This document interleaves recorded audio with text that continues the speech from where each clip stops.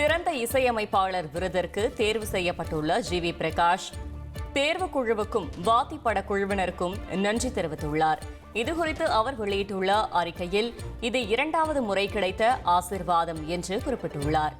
நடிகர் தனுஷுடன் பொல்லாதவன் முதல் அசுரன், வாத்தி, இட்லி கடை வரை தொடர்ந்த பயணம் தங்கள் இருவருக்கும் புதுமையாகவும் வெற்றிகரமாகவும் அமைந்தது என்றும் அவர் குறிப்பிட்டுள்ளார்.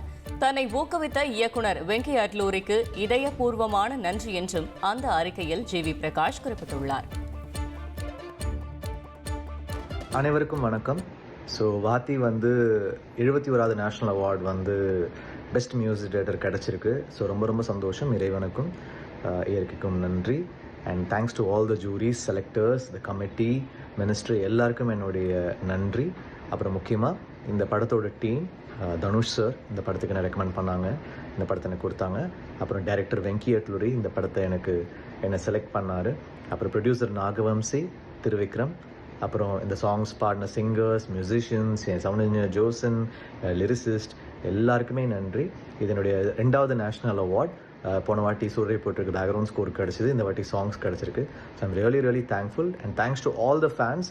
என்றைக்குமே உங்களுடைய சப்போர்ட் எனக்கு கொடுத்துருக்கீங்க. Thank you so much. It means a lot. உங்கள் தந்தி1 தொலைக்காட்சியில் யார் சனிக்கிழமை தோறும் இரவு 8 மணிக்கு காணத் தவறாதீர்கள்.